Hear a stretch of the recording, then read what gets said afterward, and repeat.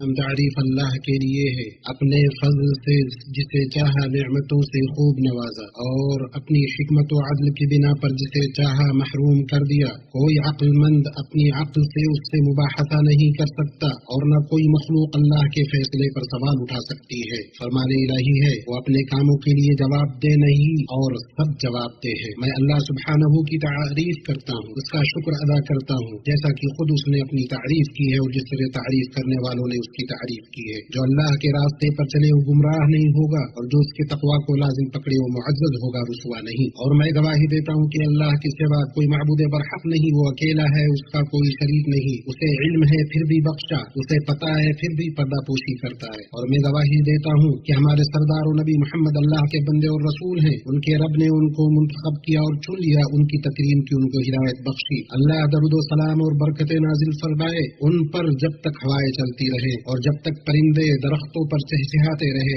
اور ان کی پاکیزہ آل پر، ان کے برگزیدہ مہاجر و انصار صحابہ کرام پر، تابعین پر، اور قیامت تک بہترین طریقے سے ان کی پیروی کرنے والوں پر۔ اما بعد، اللہ کے بندوں، میں خود کو اور آپ کو اللہ کے تقوی کی وصیت کرتا ہوں۔ اللہ سے ڈرو، اللہ آپ پر رحم کرے۔ اپنے بدن سے پہلے اپنے دلوں کو، اپنے ہاتھوں سے پہلے اپنی زبانوں کو پاک کرو۔ لوگوں کے ساتھ معاملہ سن کر نہیں بلکہ انہیں دیکھ کر کرو۔ اپنے بھائیوں کے بارے میں کوئی بات سننے سے پہلے خود ان سے ہی سن لو۔ اپنے بھائیوں کے بارے میں حسن ظن رکھو، بدگمانیوں سے بچو۔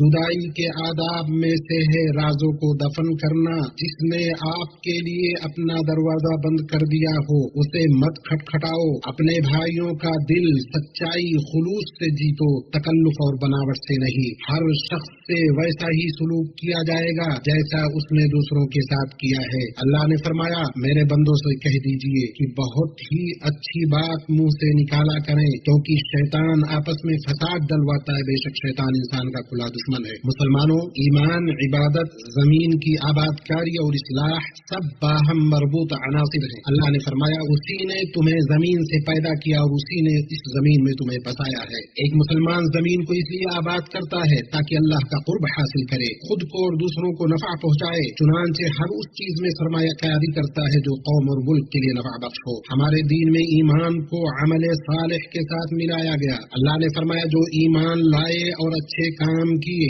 اور پڑھائی کو اللہ کے نام سے جوڑا گیا۔ فرمایا، اللہ نے پڑھ اپنے رب کے نام سے جس نے پیدا کیا، اور علم کو خشیت سے مربوط کیا گیا۔ اللہ سے اس کے وہی بندے ڈرتے ہیں جو علم رکھتے ہیں۔ ایمان عقل کا رہنما ہے تاکہ وہ اتنا سرکش نہ ہو جائے کہ خود اپنی عبادت کرنے لگے، اور ایمان علم کو منظم کرنے والا ہے تاکہ اس کے منفی کے پہلو ایسا انتشار پیدا نہ کریں جس کے نتیجے میں انسانیت تباہ ہو جائے۔ مسلمانوں، قرآن کریم نے پچھلی امتوں کا ذکر کیا اور یہ بیان کیا کہ وہ کس حد تک قوت و تعمیر اور ترقی و خوشحالی کو پہنچ گئی تھی، پھر ان کی ہلاکت و بربادی کے اسباب کو بھی واضح کیا تاکہ ہم اللہ سبحانہ و تعالی کے دستور کو سمجھیں۔ اللہ تعالی نے قوم عاد کی عظمت کو بیان کرتے ہوئے فرمایا، ستونوں والے ارم جس کی مانند کوئی قوم ملکوں میں پیدا نہیں کی گئی۔ اس سے ان کی عظمت، خوبصورتی اور ترقی کا اندازہ ہوتا ہے۔ لیکن ایک اور مقام پر اللہ نے فرمایا، اور عاد نے بے وجہ زمین میں سرکشی شروع کر دی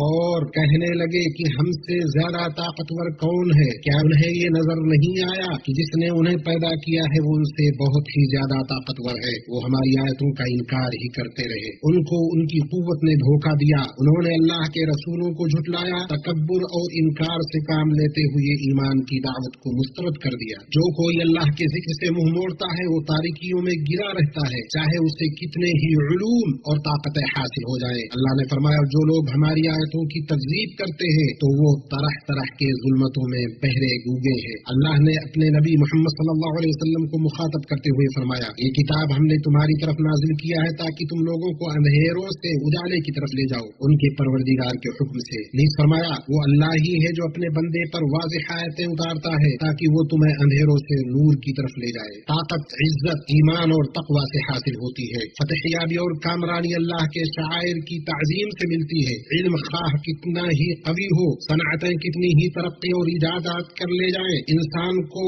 وہ حقیقی خوشی نہیں دے سکتی اور نہ مطلوبہ ایمان۔ اللہ نے فرمایا، ایمان والا غلام آزاد مشرک سے بہتر ہے گو مشرک تمہیں اچھا لگے۔ ایسا اس لیے نہیں کہ ہمارے دین میں علوم اور انکشافات کی، صنعتوں اور ان کے آلات کی، ایجادات اور ان میں ترقی کی مذمت ہے اور ان کی قدر و قیمت کی تحقیر ہے، بلکہ اس بات پر زور ہے کہ دلوں کی اصلاح کرنے، انسانیت کو ہدایت دینے اور راستے کو روشن کرنے کے لیے وحی کا نور ضروری ہے۔ مسلمانوں، انسان کو علم کے ذخیروں نے جو ترقی دے کر مٹی اور اینٹوں کے گھروں سے نکال کر فلک بوس اور عالی شان عمارتوں تک پہنچایا ہے، اسی طرح نقل و حمل کے ذرائع میں جو مختلف ادوار میں ترقی ہوئی کہ جانوروں کی سواری سے نکل کر گاڑیوں اور ٹرینوں کے دور سے ہوتے ہوئے ہوائی جہاز کی سواری تک پہنچ گئے، اور خط و کتابت کے میدان میں جو ترقی ہوئی کہ قاصد اور کبوتر کی پیغام رسانی سے نکل کر ڈیجیٹل ڈاک تک رسائی ہو گئی، یہ ساری چیزیں اپنی عظیم ایجادات و اختراعات، اپنی خوبصورتی اور استعمال کی سہولت کے باوجود ایمان، تزکیہ نفس، احترام انسانیت کا بدیل پیش نہیں کر سکتی۔ اللہ آپ کی حفاظت فرمائے۔ اخلاقی میدان، انسانی حقوق، جنگوں کی ہلاکتوں، جلا وطنی، ہجرت، غربت، ظلم و استبداد اور معیار کی خرابی کے معاملے میں اس بات کا اندازہ کرو، غلبہ تو اللہ، اس کے رسول اور مومنوں ہی کے لیے ہے۔ وحی کا نور سب سے عظیم اور بالا تر اور قیمتی نور ہے۔ مومن پر واجب ہے کہ اپنی قدر و قیمت اور قوت کو پہچانے، مادی امور کے سامنے خود کو حقیر نہ سمجھے اور نہ ہی ان کے تئیں کسی طرح کا حرج محسوس کرے۔ اللہ نے فرمایا، یہ ایک کتاب ہے جو آپ کے پاس اس لیے بھیجی گئی ہے کہ آپ اس کے ذریعے ڈرائیں تو آپ کے دل میں اس سے بالکل تنگی نہ ہو، اور نصیحت ہے ایمان والوں کے لیے۔ اللہ آپ کو محفوظ رکھے۔ ایمان ہی عقل کا قائد اور علم کا محافظ ہے۔ جب عقل ایمان سے جدا ہو جائے تو انسانی تعمیر و ترقی زمیں بوس ہو جاتی ہے، اور عقل جب علم کے ساتھ کھلواڑ کرنے لگے تو حق اور باطل، اچھے اور برے اور ظلم و انصاف کے درمیان امتیاز ختم ہو جاتا ہے، معیاروں میں خرابی آ جاتی ہے، اور سیاست اصولی سیاست سے نکل کر مصلحت پسندی کی سیاست میں تبدیل ہو جاتی ہے۔ علم اور ایمان سے ہی تہذیب و تمدن استوار ہوتے ہیں اور گاڑی پٹری پر چلتی ہے۔ اللہ اپنے فیصلے پر غالب ہے۔ اللہ نے فرمایا، اسی طرح ہم نے آپ کی طرف اپنے حکم سے روح کو اتارا ہے۔ آپ اس سے پہلے یہ بھی نہیں جانتے تھے کہ کتاب اور ایمان کیا چیز ہے، لیکن ہم نے اسے نور بنایا، اس کے ذریعے سے اپنے بندوں میں سے جسے چاہتے ہیں ہدایت دیتے ہیں۔ بے شک آپ راہ راست کی طرف رہنمائی کرتے ہیں۔ اللہ مجھے اور آپ کو اپنی کتاب کے طریقے اور نبی صلی اللہ علیہ وسلم کی سنت سے فائدہ پہنچائے۔ میں اپنی یہ بات کہتا ہوں اور عز و جل سے اپنے لیے اور آپ سب کے لیے مغفرت طلب کرتا ہوں۔ آپ بھی اس سے مغفرت طلب کریں، بے شک وہ معاف کرنے والا بڑا مہربان ہے۔ تمام تعریف اللہ کے لیے ہے، وہ سبھی کمالات میں یکتا ہے، عظیم نوازشیں کرنے والا ہے۔ میں صبح و شام اس کی نعمتوں پر اس پاک ذات کی حمد بیان کرتا ہوں اور شکر بجا لاتا ہوں۔ میں گواہی دیتا ہوں کہ ایک اللہ کے سوا کوئی حقیقی معبود نہیں، اس کا کوئی شریک نہیں۔ ایسی خالص اور سچی گواہی جو اس دن نجات دلائے گی جس دن کوئی تجارت یا دوستی نہ ہوگی۔ اور میں گواہی دیتا ہوں کہ ہمارے سردار و نبی محمد اللہ کے بندے اس کے رسول ہے، جو شریف نسب اور بہترین اخلاق والے ہیں۔ اللہ ان پر درود و سلام اور برکت نازل فرمائے، اور ان کے بہترین آل و اصحاب پر اور تابعین پر اور ان لوگوں پر جو قیامت تک اچھی طرح ان کی پیروی کرے۔ اما بعد، مسلمانوں، تعمیر و ترقی اور زوال و بربادی انسان سے منسلک ہے۔ اللہ پاک نے انسان کو زمین میں آباد کاری کے ذمہ دار بنایا ہے۔ اسی وجہ سے معاشرے کی ترقی اور اس کی پسماندگی کے اسباب بھی بحکم الہی انسان کے اپنے نفس کے ساتھ جڑے ہوئے ہیں، اور خارجی تبدیلی اس وقت تک نہیں ہو سکتی جب تک نفس میں تبدیلی نہ لائی جائے۔ اللہ کا فرمان ہے، بے شک اللہ کسی قوم کی حالت نہیں بدلتا جب تک وہ خود اپنی حالت کو نہ بدل لے۔ اور اللہ کا دستور ہے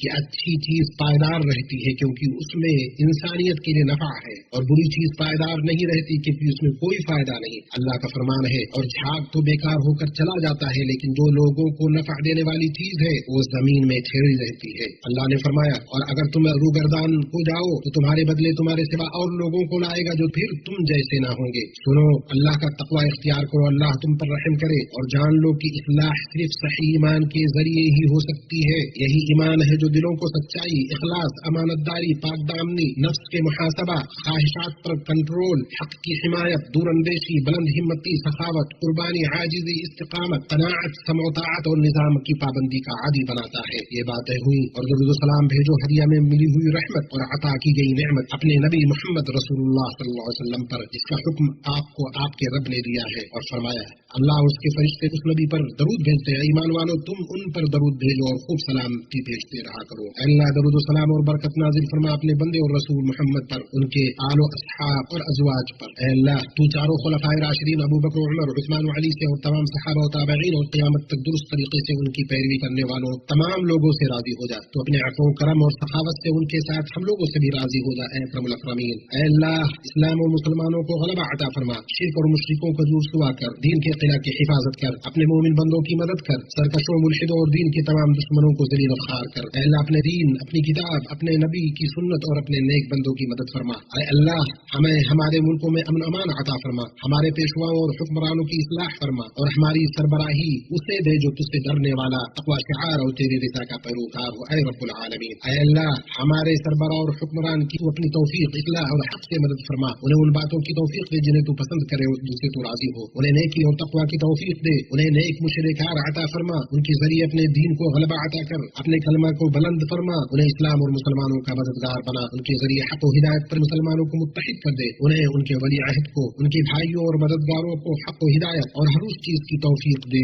جس میں ملک اور بندوں کی بھلائی ہو۔ اے اللہ مسلمانوں کے حکمرانوں کو تو اپنی کتاب اور اپنے نبی محمد صلی اللہ علیہ وسلم کی سنت کے مطابق عمل کرنے کی توفیق عطا فرما، انہیں تو اپنے مومن بندوں کے لیے رحمت بنا، ان کو ہدایت پر متحد کر دے اے رب العالمین۔ اے اللہ فلسطین میں ہمارے بھائیوں کی مدد فرما، اے اللہ ان کا حامی و ناصر اور معین و مددگار بن جا، اے اللہ ان کے معاملات کو سنبھال لے، ان کی جماعتوں کو اکٹھا کر دے، اپنے ان کے دشمنوں کے خلاف ان کی مدد فرما۔ اے اللہ وہ کمزور ہیں ان کو قوت عطا کر، وہ بھوکے ہیں انہیں کھانا کھلا، وہ بے لباس ہیں انہیں لباس عطا کر، وہ ننگے پاؤں ہیں انہیں سواری عطا کر۔ اے اللہ ان کے حوصلوں کو مضبوط کر دے، ان کی زبردست مدد فرما۔ اے اللہ اے قرآن کو نازل کرنے والے، بادلوں کو چلانے والے، گروہوں کو شکست دینے والے، غاصب اور ظالم یہودیوں کو شکست دے۔ اے اللہ ان لوگوں نے سرکشی کی، ظلم کیا، تکلیفیں دی، فساد مچا رکھا ہے، اے اللہ ان کے مکر کو انہیں پر ڈال دے، ان کی چالوں کو انہیں پر پلٹ دے اے زبردست طاقت والے۔ اے اللہ ہمیں شرپسندوں کے شر سے، فاجروں کے مکر سے، شب و روز کی برائیوں سے محفوظ رکھ۔ اے اللہ ہمیں توبہ انابت کی توفیق عطا فرما اور ہمارے لیے قبولیت کے دروازے کھول دے۔ اے اللہ ہماری طاعتوں اور دعاؤں کو قبول فرما۔ سبحان ربک رب العزة عما یصفون وسلام علی المرسلین والحمد للہ رب العالمین۔